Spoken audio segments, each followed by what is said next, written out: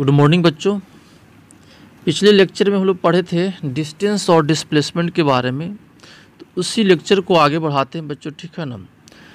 तो आगे देखिए क्या है ना, लिखा हुआ position vector and displacement vector, ठीक है बच्चों। तो ये आपका क्या है, पोजीशन वेक्टर आप वेक्टर में भी पढ़े होंगे, ठीक है ना। वेक्टर जब चैप्टर चल रहा था तो आपको वेक्टर में आपको पढ़ाया गया था पोजीशन वेक्टर। तो यहाँ पर थोड़ा सा डिस्कस करेंगे, ठीक है। वेक्टर पढ़ेंगे तो आपको समझ में आ जाएगा। पोजीशन वेक्टर के बारे में हम लोग डिटेल में बात करते हैं वेक्टर चैप्टर में। तो चलिए देखिए क्या ना, फिर भी आपको यहाँ पर समझ में आ जाएगा। अभी फिलहाल देखिए क्या, सो पोजीशन वेक्टर कहते किसे हैं, तो कहता है किसी पॉइंट का पोजीशन वेक्टर लिखा जाता है बच्चों। किसी पॉइंट का पोजीशन वेक्टर लिखा जाता है। तो ये मान लीजिए एक्स एक्सिस और ये मान लीजिए क्या वाई एक्सिस, ठीक है। तो एक्स एक्सिस वाई एक्सिस मान लीजिए, तो कोई पॉइंट मान लो कि पी पॉइंट है, तो इस पी पॉइंट का पोजीशन वेक्टर चाहिए ओरिजिन के रिस्पेक्ट में, ठीक है ना। तो हम लोग इसको क्या करते हैं ना, इसको ओरिजिन से मिला देते हैं। किसे मिलाते हैं? ओरिजिन से इस पॉइंट को मिला देते हैं और एक वेक्टर बनेगा ऐसे पॉइंट की तरफ, ठीक है। तो ये जो वेक्टर बना बच्चों, इसको नाम दे दो ओपी वेक्टर कह सकते हो। ओपी भी जो वेक्टर हो गया ये आपको कहला जाएगा पोजीशन वेक्टर कहला जाएगा, पी पॉइंट का कहलाएगा। और इसको आर से डिनोट करते हैं। किससे डिनोट करते हैं? आर से डिनोट करते हैं बच्चों, ठीक है। और अगर उस पी पॉइंट का, ठीक है, यहाँ पर देखिए, यहाँ ध्यान देंगे, ठीक है। यहाँ पर पी पॉइंट मान लीजिए, ठीक है। तो इस पी पॉइंट का अगर आपके पास क्या है ना, कोऑर्डिनेट अगर एक्स बाई जेड है, अगर कोऑर्डिनेट पी पॉइंट क्या है एक्स बाई जेड है, तो ये जो पोजीशन वेक्टर मिला बच्चों, ठीक है ना, आर, ठीक है। इसको आप सीधे लिख सकते हैं आर जो पोजीशन वेक्टर है, या फिर इसको ओपी बोल रहे थे। तो ये आर को हम लिख सकते हैं x I plus by J plus Z के। अगर कोऑर्डिनेट पता रहेगा बच्चों, x coordinate, by coordinate, Z coordinate, तो एक्स कोऑर्डिनेट में आई लगाएंगे, बाई कोऑर्डिनेट में जे लगाएंगे और जेड कोऑर्डिनेट में के लगा देंगे। तो ये जो वेक्टर जो मिल जाएगा बच्चों, ये आर वेक्टर, ये कहला जाएगा पोजीशन वेक्टर, इस पी पॉइंट का पोजीशन वेक्टर, ठीक है। नहीं कोई भी पॉइंट रहेगा उसका पोजीशन वेक्टर रहेगा आपको चाहिए, ठीक है। तो उसको ओरिजिन से मिला दीजिए, तो जो वेक्टर मिलेगा उसी को हम लोग बोलते हैं पोजीशन वेक्टर बोलते हैं। और अगर उसका कोऑर्डिनेट पता है तो एक्स कोऑर्डिनेट में आई लगाइए, बाई कोऑर्डिनेट में जे लगाइए और जेड कोऑर्डिनेट में के लगाइए। तो ये जो वेक्टर यहाँ पर जो रिप्रेजेंट हुआ बच्चों, ये पोजीशन वेक्टर रिप्रेजेंट हो गया पी पॉइंट का, ठीक है। अब बच्चों हम लोग क्या कर रहे हैं ना, डिस्प्लेसमेंट वेक्टर पढ़ना चाहते हैं पोजीशन वेक्टर के टर्म में, ठीक है ना। पोजीशन वेक्टर के टर्म में कभी कभी डिस्प्लेसमेंट निकालना रहता है, इसीलिए हम लोग इसको फिर से पढ़ने की कोशिश कर रहे हैं डिस्प्लेसमेंट वेक्टर, ठीक है ना। क्योंकि डिस्प्लेसमेंट तो पीछे पढ़ चुके हैं, लेकिन फिर से हम लोग डिस्प्लेसमेंट वेक्टर निकालना चाहते हैं। अगर आप पोजीशन वेक्टर दिया रहेगा तो आप कैसे डिस्प्लेसमेंट निकालेंगे, उसी के बारे में हम लोग यहाँ पर चर्चा करना चाहते हैं। तो देखिए क्या है ना, यहाँ देखो कैसे करेंगे। सो जैसे मान लो कि एक्स एक्सिस है ये और ये वाई एक्सिस है, ठीक है। दो पॉइंट है बच्चों, ये मान लो कि पॉइंट ये है, इसको इनिशियल पॉइंट मान लीजिए, ये क्या है बी है, इसको मान लीजिए फाइनल पॉइंट। ये इनिशियल पॉइंट और ये क्या है आपका फाइनल पॉइंट है बच्चों, ठीक है। तो इसका मतलब ये हो कोई पार्टिकल जो है ना बच्चों ऐसे घूम कर यहाँ पर आया होगा, मान लेते हैं यहाँ पर, ठीक है। तो यहाँ से घूम के आया इस पाथ से। लेकिन अगर आपसे कहा जाए कि डिस्प्लेसमेंट क्या होगा, तो आप क्या करेंगे, सीधे इसको मिला देंगे और ये जो वेक्टर मिलेगा यही आपका क्या कराएगा, डिस्प्लेसमेंट कहलाएगा। और अगर ए पॉइंट का पोजीशन वेक्टर अगर आपको पता है और बी पॉइंट का पोजीशन वेक्टर पता है, तो यहाँ आप लिख सकते हैं। अगर कोऑर्डिनेट पता रहेगा तो कोऑर्डिनेट भी आप लिख सकते हैं, ठीक है। चलिए यहाँ पर लिख देते हैं ए पॉइंट का पोजीशन वेक्टर मान लेते हैं कि आपका क्या है R1 है और बी पॉइंट का पोजीशन वेक्टर क्या है R2 है। तो आपका ए बी डिस्प्लेसमेंट निकालना है बच्चों, ठीक है ना। ए बी आपको डिस्प्लेसमेंट निकालना है, कैसे निकालेंगे फिर समझिए। क्या से पॉइंट ए और पॉइंट बी है, ये पॉइंट जो बच्चों आपका इनिशियल पॉइंट है और बी जो आपका फाइनल पॉइंट है। इसका मतलब कोई पार्टिकल जो है ए से बी चल कर आया है इस पाथ से, तो इस पार्टिकल का डिस्प्लेसमेंट होगा बच्चों ए बी हो जाएगा। और ये जो इनिशियल पॉइंट ए था उसका पोजीशन वेक्टर R1 है और आपका क्या है बी जो पॉइंट था उसका पोजीशन वेक्टर क्या है R2 है, ठीक है। इतना आपको जानकारी है, ठीक है ना। तो आपको डिस्प्लेसमेंट बताना है कि कितना डिस्प्लेसमेंट रहा होगा। तो इसी चीज़ को यहाँ पर डिस्कस किया गया बच्चों। तो देखिए फिगर से देखिए, जो आपको नोट किया हुआ है वहाँ से देखिए, यहाँ पर एक्स एक्सिस और वाई एक्सिस है, ठीक है। ये पॉइंट ये है, इसका कोऑर्डिनेट x1 y1 z1 है और इसका कोऑर्डिनेट x2 y2 z2 है। और ये आपको देखिए बच्चों यहाँ पर लिखा हुआ है, ये इनिशियल पोजीशन है और ये क्या है, ये फाइनल पोजीशन है। और पार्टिकल जो है इस पास से मान लो कि घूमकर आया है, तो इसका डिस्प्लेसमेंट जो हो जाएगा बच्चों आपका क्या हो जाएगा, ये हो जाएगा, ठीक है। और ए पॉइंट का पोजीशन वेक्टर अगर बात करते हैं तो ये हो जाएगा RA, और बी पॉइंट का पोजीशन वेक्टर बात करते हैं तो नहीं, इसका R1 इसका R2 हो जाएगा। चलिए इतनी बातें आपको समझ में आ रहा है। तो ए बी हमको चाहिए बच्चों, ए बी जो वेक्टर बना ए बी, ये डिस्प्लेसमेंट हमको चाहिए। तो कैसे करेंगे, तो बहुत सिंपल है, ठीक है। वेक्टर देखिए क्या हम लोग वेक्टर पढ़े हैं इन ट्रायंगल लॉ, देखो तो लिखा हुआ है ट्रायंगल OAB में, ठीक है। OA जो होगा बच्चों OB जो वेक्टर होगा, OB वेक्टर वो रिजल्टेंट वेक्टर होगा।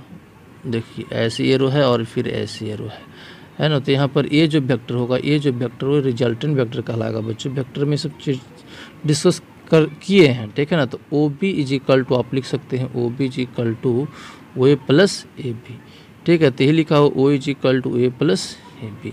तो हमको तो AB चाहिए, तो AB फिर यहाँ पर लिख लेंगे। और AB इज इक्वल टू आप क्या लिख सकते हैं, OB माइनस OA लिख सकते हैं। और OB वेक्टर जो है बच्चों R2 से डिनोट किया गया, तो ये R2 हो जाएगा। और AO वेक्टर R1 से है तो R1 हो जाएगा, ठीक है। अब हम लोग को पता है बच्चों, आप यहाँ से भी ऐसे लिख सकते हैं सिंपली, ये डिस्प्लेसमेंट जो हो गया R2 माइनस क्या हो गया R1। अगर कोऑर्डिनेट आपको पता है तो ये बात की थी, अगर पॉइंट का कोऑर्डिनेट पता है तो देखो ये पॉइंट का कोऑर्डिनेट है और बी पॉइंट का ये है। तो R2 पोजीशन वेक्टर के जगह पर आप क्या लिख सकते हैं, R2 जो बच्चों पोजीशन वेक्टर है उसके जगह पर आप लिख सकते हैं x2y plus y2 j plus z2 के। और R1 के जगह पर लिख सकते हैं x1i plus y1 j plus z1 के, ठीक है ना। इसको सोल्व कर सकते हैं, x2 माइनस x1i एक जगह हो जाएगा, y2 माइनस y1 j एक साथ हो जाएगा, z2 माइनस z1 कि एक साथ हो जाएगा बच्चों, ठीक है। तो ये आपको पोजीशन वेक्टर के टर्म में डिस्प्लेसमेंट हो गया। और जब मैग्नीट्यूड चाहिए तो हम लोग पढ़े हैं कि I J K रहता है, तो डिस्प्लेसमेंट निकालने के लिए इतना इसका I का कोफिशिएंट का स्क्वायर कर लो, J का कोफिशिएंट का स्क्वायर कर लो और K कोफिशिएंट का स्क्वायर करके अंडर रूट कर लो, पढ़े हैं वेक्टर में, तो आप आराम से मैग्नीट्यूड निकाल सकते हैं। अब हम लोग बच्चों क्या करेंगे ना, कुछ न्यूमेरिकल्स करते हैं डिस्टेंस और डिस्प्लेसमेंट से रिलेटेड। तो चलिए आइए उसको देखते हैं।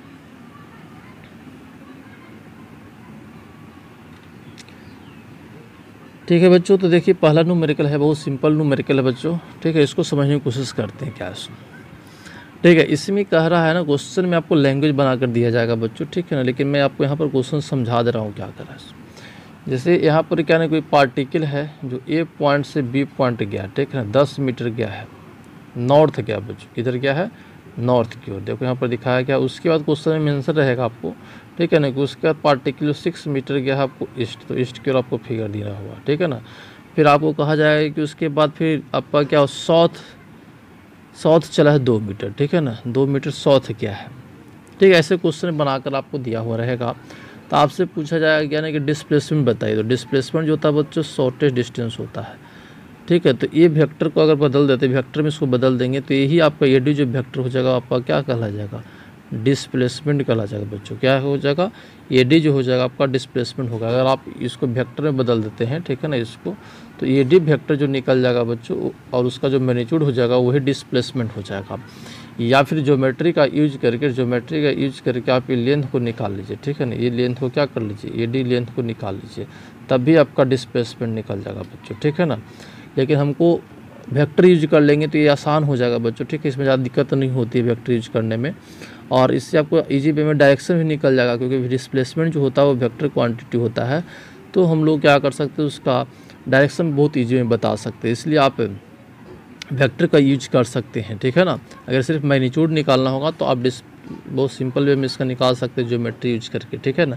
उसको देख लेंगे लास्ट में, लेकिन पहले हम इसको वेक्टर से देखते हैं, ठीक है। तो AD जो वेक्टर हो जाएगा बच्चों, फिर से ध्यान देंगे, पार्टिकल आपको यहाँ से देखिए, आपको ऐसे दिया होता, पार्टिकल पहले ऐसे गया, फिर ऐसे गया, फिर ऐसे आया है, ठीक है ना। यहाँ तक आया बच्चों, इस 10 मीटर है, इस 6 मीटर है और क्या है 2 मीटर है, ठीक है। तो ये आपका क्या हो जाएगा, ये वेक्टर जो मिलेगा बच्चों, ये वेक्टर जो मिलेगा यही आपका क्या हो जाएगा, डिस्प्लेसमेंट हो जाएगा। ये आपका क्या हो जाएगा, डिस्प्लेसमेंट हो जाएगा बच्चों, ठीक है। तो इसको आप क्या कर लीजिए ना, ऐसे कर लीजिए, इसको इधर एरो लगा दीजिए, इसको इधर एरो लगा दीजिए, इसको इधर एरो लगा दीजिए। तो अगर ऐसा करते हैं तो आप पॉलीगन रूल से, ठीक है ना बच्चों, किससे, पॉलीगन रूल से, ठीक है ना, रिजल्टेंट आप आसानी से लिख सकते हैं, ठीक है ना। यहाँ पर देखिए ए डी जो वेक्टर होगा बच्चों, ठीक है ना, ए डी जो वेक्टर होगा और रिजल्टेंट वेक्टर हो जाएगा, और हो जाएगा A B vector plus B C vector अब प्लस क्या हो जाएगा, सी डी वेक्टर, ऐसा हो जाएगा। समझ रहे हैं? चलिए इतनी बात आपको समझ में आ रहा है। अब हम लोग क्या करते हैं इसको सोल्व करने के लिए, ठीक है ना, इसको एक्स एक्स मान लीजिए, इसको क्या मान लीजिए, वाई एक्स मान लीजिए, ठीक है। तो ध्यान दीजिए आप कैसे करेंगे। सो ए डी वेक्टर हो गया बच्चों, ए डी, तो A D ji equal to लिख सकते हैं क्या, A B vector plus B C vector अब प्लस सी डी वेक्टर, ठीक है बच्चों। अब देखो ए बी जो है 10 जे लिखा हुआ है, 10 जे क्यों लिखिए, क्योंकि आपका क्या है, बाई एक्स तरफ है, उसमें जे लग जाएगा, ठीक है। बी सी जो है बच्चों आपको एक्स एक्स तरफ है, इधर है, उसमें आई लग जाएगा, ठीक है। और सी डी जो है बच्चों आपको इधर है, डाउनवर्ड है, ठीक है। सी डी जो आपका डाउनवर्ड है, और डाउनवर्ड ये बाय पॉजिटिव एक्सिस है तो नीचे हो जाएगा निगेटिव एक्सिस, तो ये माइनस जे हो जाएगा। और जब इसको सोल्व करेंगे बच्चों तो हो जाएगा 6i प्लस 8j, ठीक है, बहुत सिंपल है। और जब इसका मैग्नीट्यूड चाहिए तो आपको पता है कि मैग्नीट्यूड कैसे निकालते हैं, तो √6 का स्क्वायर प्लस 8 का स्क्वायर तो 100 हो जाएगा, तो 10 मीटर हो जाएगा। तो यही आपका डिस्प्लेसमेंट हो गया बच्चों, ठीक है ना, 10 मीटर डिस्प्लेसमेंट हो गया। तो 10 मीटर डिस्प्लेसमेंट हो गया बच्चों, ठीक है। तो मैग्नीट्यूड निकल गया, लेकिन अगर आपसे पूछा जाए कि नहीं इसका डायरेक्शन भी बताइए, तो देखो बच्चों डायरेक्शन हम लोग यहाँ से बताएंगे, यहाँ से बताएंगे कैसे करेंगे सो। तो देखो ए डी जो फाइनल मिला, ठीक है, उससे पहले आई का कोफिशिएंट देखिए क्या है सो। तो आई का कोफिशिएंट जो बच्चों 6 है, तो 6 पॉजिटिव में है, इसका मतलब 6 आप इधर मान लेंगे 6 मीटर, ऐसा आप मान सकते हैं 6 मीटर, ठीक है ना। डिस्प्लेसमेंट ले रहे हैं मीटर में तो मीटर लिख सकते हैं। और 8 लिखा हुआ जे, इसका मतलब क्या है ना आपको कि इधर आपका क्या हो जाएगा 8 मीटर हो जाएगा। तो ये दोनों का जो रिजल्टेंट हो जाएगा बच्चों, यही आपका क्या हो जाएगा ए डी हो जाएगा, क्या हो जाएगा, यही आपका ए डी हो जाएगा, ठीक है। तो अगर आपको एंगल चाहिए तो आप आराम से निकाल सकते हैं, एंगल tan थीटा यूज कर सकते हैं। तो tan theta is equal to हो जाएगा कितना, 8/6 हो जाएगा। तो 8/6 हो जाएगा तो कितना हो जाएगा 4/3, कितना हो जाएगा 4/3। और tan theta is equal to 4/3 बच्चों आप जानते हैं कि 4/3 जो होता है tan थीटा, तो इसका मतलब theta is equal to 53 degree. आप 53 डिग्री लिख सकते हैं इजी वे में, नहीं पता रहता तो आप इन्वर्स में डाल सकते हैं बच्चों, लेकिन 4/3 जो होता है वो 53 डिग्री का वैल्यू होता है tan में, तो आप लिख सकते हैं कि theta is equal to 53 degree. तो 53 डिग्री किसके साथ एंगल बना रहा है बताइए, एक्स एक्सिस के साथ। तो एक्स एक्सिस किसको रिप्रेजेंट हो रहा है, ईस्ट को रिप्रेजेंट कर रहा है, किसको रिप्रेजेंट कर रहा है, ईस्ट को रिप्रेजेंट कर रहा है। तो आप आंसर में लिख सकते हैं, ठीक है ना, यहाँ पर 10 मीटर है ना, आप लिख सकते हैं यहाँ पर at angle 53 degree with east के साथ, ठीक है ना, ईस्ट के साथ कितना एंगल बना रहा है 53 डिग्री एंगल बना रहा है। अगर डायरेक्शन चाहिए तो आप इतना लिख सकते हैं बच्चों, ठीक है ना। और मैग्नीट्यूड तो आपका कितना हो जाएगा 10 मीटर ही होगा। समझ में आ रहा है कैसे कर रहे हैं सो। चलिए अब अगर आपको इसको वेक्टर अगर आप नहीं यूज करते, इसको वेक्टर आप यूज करके नहीं इसको बनाना चाहते तो आप कैसे करते हैं।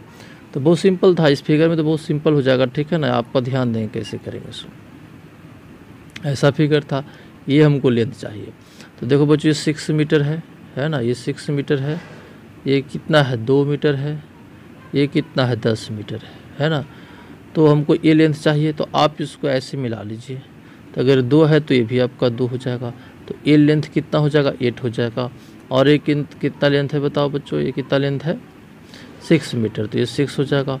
तो जब 6 का स्क्वायर प्लस 10 का स्क्वायर करेंगे तो यार आसानी से आपका डिस्प्लेसमेंट मिल जाएगा बच्चों। तो ये तो आसान था, तो बहुत ईजी में कर दिए। कभी कभी क्या होता है ना कि ज्योमेट्री से निकालना मुश्किल होता है, तो बार बार हम लोग क्वेश्चन क्या करते हैं वेक्टर से ही यूज करते हैं।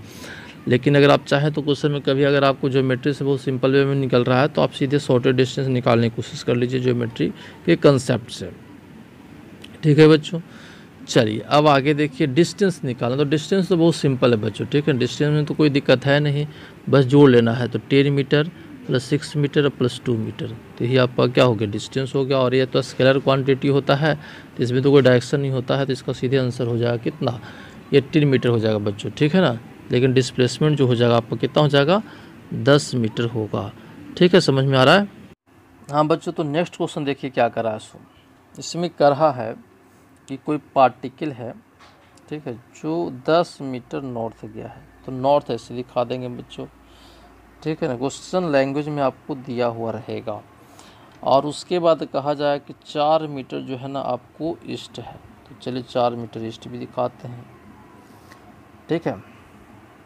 उसके बाद आपको कहा जाएगा कि 5 मीटर, ठीक है ना, 53 डिग्री एंगल यहाँ से बनाकर गया है, यहाँ पर आया है, ठीक है बच्चों। यहाँ पर तब आपसे पूछा जाए कि डिस्प्लेसमेंट बताइए। डिस्टेंस तो बहुत सिंपल चीज़ है, डिस्टेंस तो सीधे ऐड कर लेंगे, लेकिन हम लोग को मेन निकालना डिस्प्लेसमेंट। और ये एंगल कितना दिया, 53 डिग्री। इस क्वेश्चन को सोल्व करने के लिए बच्चों हम लोग वेक्टर का यूज करेंगे, ठीक है ना। तो वेक्टर का यूज करने के लिए हम लोग क्या करते हैं, एक्स एक्सिस और वाई एक्सिस इसको जूम कर लेते हैं, ठीक है ना, और इसके अनुसार बात करेंगे। तो देखिए क्या है ना, आपको यहाँ से ये पॉइंट दिया हुआ है, या फिर मान लीजिए ये बी है, सी है और ये डी है। तो ए डी जो वेक्टर मिलेगा बच्चों, ये डिस्प्लेसमेंट हो जाएगा। तो आप यहाँ पर बोल सकते हैं ए डी जो हो जाएगा वो हो जाएगा A B vector plus B C vector plus C D vector हो जाएगा, इतना हो जाएगा, ठीक है। अब इसको हम लोग क्या कर लेंगे, आई जे के टर्म लिख लेंगे, A B plus B C plus C D को, ठीक है ना। तो आई जे के टर्म लिख लेंगे। देखिए कैसे है, तो ए बी जो वेक्टर है बच्चों, ठीक है ना, वो किधर जा रहा है, नॉर्थ की तरफ। नॉर्थ के लिए क्या किए थे, बाय माने हैं, ठीक है ना। तो यहाँ पर क्या हो जाएगा, 10 जे हो जाएगा, ठीक है।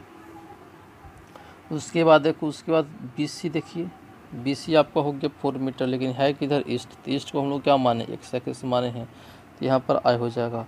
और ये जो बच्चों क्या है ना, सी डी जो वेक्टर है, सी डी वेक्टर ऐसे, ये सी पॉइंट और ये डी पॉइंट है। तो सी डी जो वेक्टर है बच्चों, ठीक है ना, जो आपका ना एक्स एक्सिस तरफ है ना, वाई एक्सिस तरफ है, तो इसका कंपोनेंट टूटेगा बच्चों, क्या करेगा, कंपोनेंट। तो ये आपको 53 डिग्री है, तो ये हो जाएगा, ये 5 मीटर दिया हुआ है, ये 5 मीटर है, तो ये हो जाएगा 5 cos 53 डिग्री, वहाँ लिखा हुआ है बच्चों, ठीक है ना, 53 डिग्री। और ये हो जाएगा कितना, 5 sin 53 डिग्री। ऐसे कंपोनेंट तोड़ दिए हैं बच्चों, ठीक है ना। तो यहाँ पर देखिए कंपोनेंट तोड़ दिए हैं, तो ये इधर हो गया 5 cos 53, 5 cos 53 का वैल्यू पुट करेंगे तो आ जाएगा 3 मीटर, ठीक है ना। तो आपका एक कंपोनेंट हो गया बच्चों, एक कंपोनेंट हो जाएगा 3 मीटर, और ये हो जाएगा 5 sin 53 डिग्री, और जब वैल्यू पुट करेंगे तो 4 मीटर हो जाएगा, ठीक है ना। तो यानी सी डी जो वेक्टर था इसका इधर एक कंपोनेंट आया, एक इधर आया, ये हो गया 3 मीटर, और ये हो गया कितना, 4 मीटर, और ये तो 5 मीटर था ही आपका, ठीक है बच्चों। तो सी डी को लिखना है। तो अब देखिए सी डी का ये जो था ना, ये 5 मीटर इधर था ना, एक्स था ना, बाई था, तो इसको कंपोनेंट तोड़ दिए। ये इधर जा रहा था, ये इधर किधर जा रहा है, निगेटिव एक्स तरफ जा रहा है। तो निगेटिव एक्स तरफ जा रहा है, तो इसमें 3 मीटर में माइनस आई लग जाएगा, और ये जा रहा है निगेटिव एक्स तरफ जा रहा है, इसमें क्या लग जाएगा, माइनस जे लग जाएगा। तो यही बात यहाँ पर लिखा हुआ बच्चों, 3 माइनस आई हो गया, फिर यहाँ पर क्या है, 4 माइनस जे हो गया। जब इसको सोल्व करेंगे तो A D ji equal to जो आई प्लस 6 जे हो जाएगा। और इसका मैग्नीट्यूड की बात करेंगे तो मैग्नीट्यूड हो जाएगा 1 का स्क्वायर प्लस 6 का स्क्वायर, तो अंडर रूट 37 मीटर। तो ये आपका हो गया बच्चों मैग्नीट्यूड हो गया डिस्प्लेसमेंट का। अगर इसमें कहता है कि नहीं आप इसको डायरेक्शन बताइए, तो फिर हम लोग यहाँ से डायरेक्शन निकाल लेते। तो यहाँ पर फिर देखिए क्या है ना, पॉजिटिव आया बच्चों, ठीक है, एक्स एक्सिस और ये क्या वाई एक्सिस है। तो ये आपका क्या हो जाता है, ये आई कोएफिशिएंट 1 है, तो ये 1 हो जाएगा इधर, और 6 है तो आपका 6 इधर हो जाएगा। दोनों का जो रिजल्टेंट हो जाएगा ये हो जाएगा क्या, ये डी वेक्टर। और ये थीटा तो आराम से निकाल सकते हैं, ये 1 है, ये 6 है, तो tan theta is equal to आराम से लिख सकते हैं कितना, 6/1 यानी 6। तो थीटा इज इक्वल टू क्या लिखेंगे, tan inverse minus tan inverse 6 लिख लेंगे। तो ये एंगल बता देंगे बच्चों, ठीक है ना, कि ईस्ट से आपको ईस्ट से एंगल मिला बच्चों, ठीक है, tan इनवर्स 6। तो आप एंगल ही लिख सकते हैं कि एट एंगल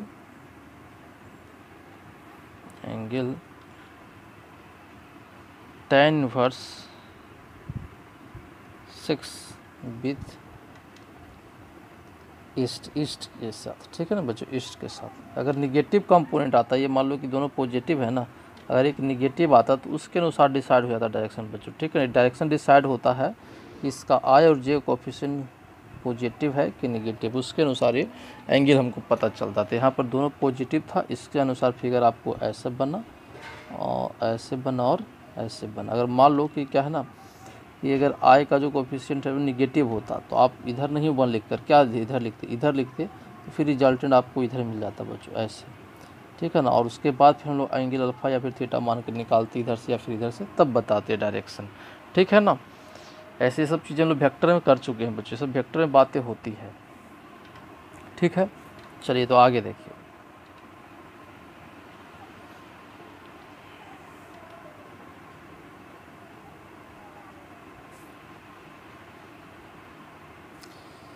बहुत सिंपल क्वेश्चन है बच्चों, ठीक है ना, बहुत सिंपल क्वेश्चन है ये। तो देखिए क्या कर रहा है सो इस क्वेश्चन में,